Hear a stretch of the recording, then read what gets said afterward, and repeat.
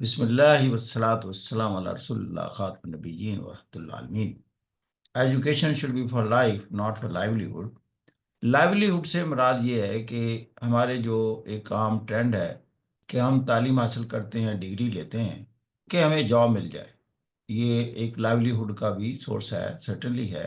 لیکن فریز جو کہہ رہی ہے کہ it should be for life, basically job تو ٹھیک ہے، فار لائف سے اس کا مقصد یہ ہے کہ life is not only related to the job. آپ کے زندگی کے کئی فیسٹس ہیں، کئی انداز ہیں جس سے آپ نے زندگی گزارنی ہے۔ آپ کا ایک ایموشنل سیٹ اپ ہے، پرسنالٹی کا، آپ کی انٹیلیجنس کا ایک سیٹ اپ ہے۔ کیا ایجوکیشن اس کی گروتھ اور ڈیولپمنٹ، جس کو ہم ای کیو اور آئی کیو کہتے ہیں، ایموشنل کوشن، اس کو ڈیولپ کرنے میں ہیلپ کرتی ہے؟ آپ کی ایک پرسنالٹی میں بیلنس، توازن، ایک اچھا ایگریبل پرسن بنانے میں کتنا رول ادا کرتی ہے؟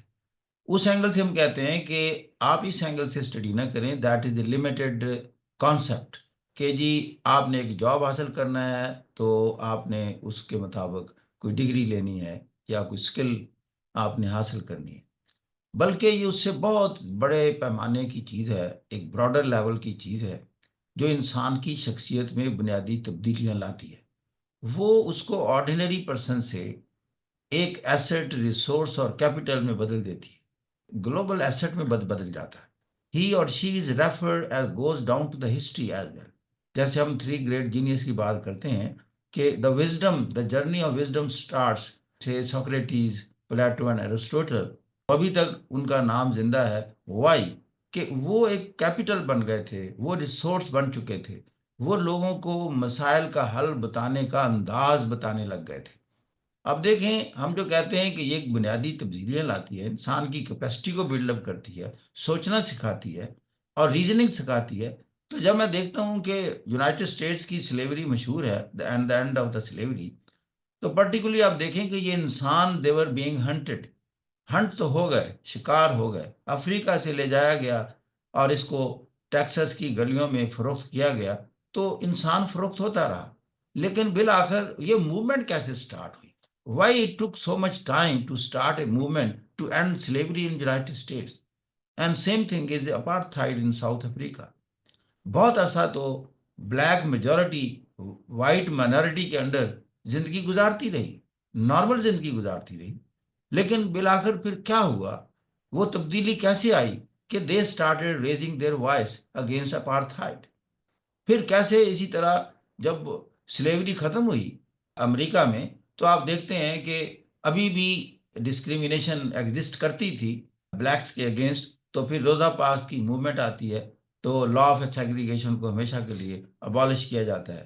تو ان سب چیزوں کے پیچھے ہم دیکھتے ہیں کہ جب انسان کی exposure to education, knowledge, wisdom بڑی، پریس ایجاد ہوئے اور پھر ریزننگ پھیلی، تو انہوں نے سوچنا شروع کیا، یعنی 100 سال کے بعد سوچنا شروع کیا، ہمیں انسلیو کیوں کیا گیا ہے؟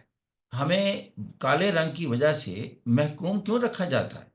یا کولونیل ایرا میں ہم نے بھی بڑے عرصے بعد سوچنا شروع کیا، یہ جو یورپین لوگ آئے ہیں اور انہوں نے قبضہ کر لیا ساری دنیا کو اور ہمیں کنٹرول کر رہے ہیں against the democratic norms and values, تو یہ ان کو کس نے اختیار دیا؟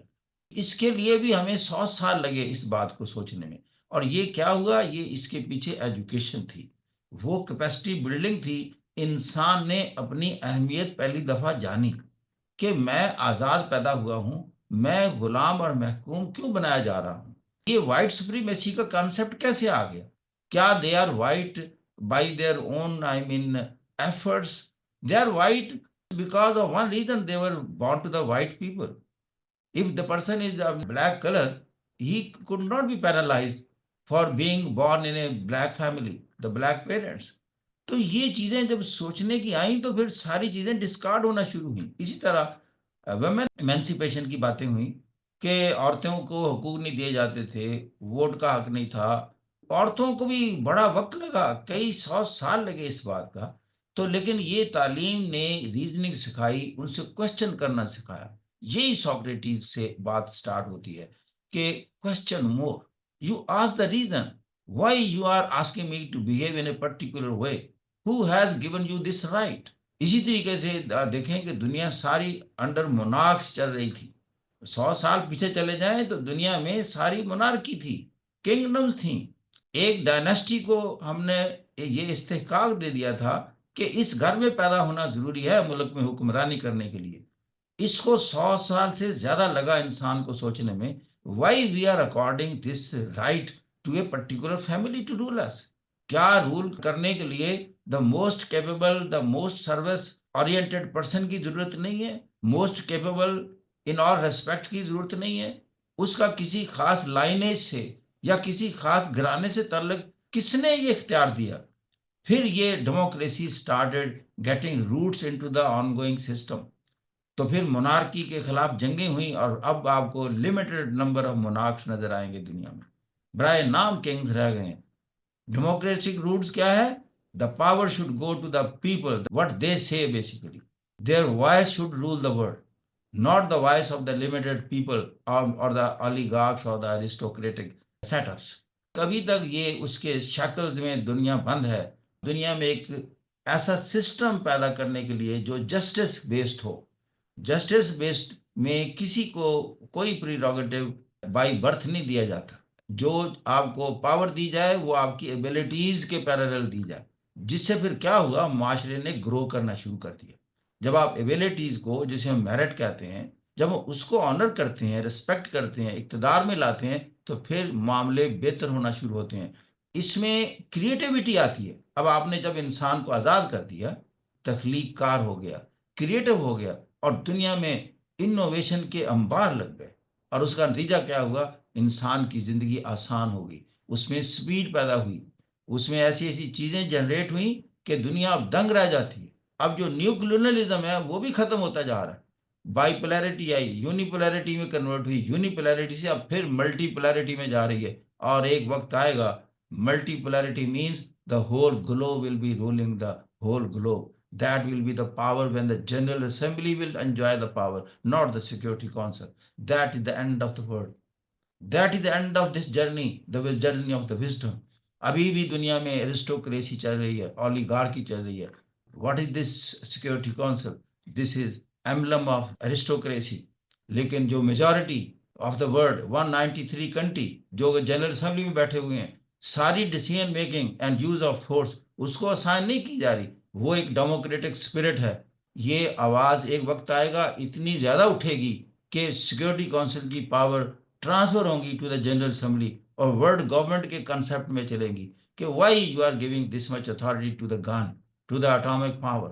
تو اگر آپ سوال کریں سیکورٹی کونسل کو right now, who has given you this power, power of veto?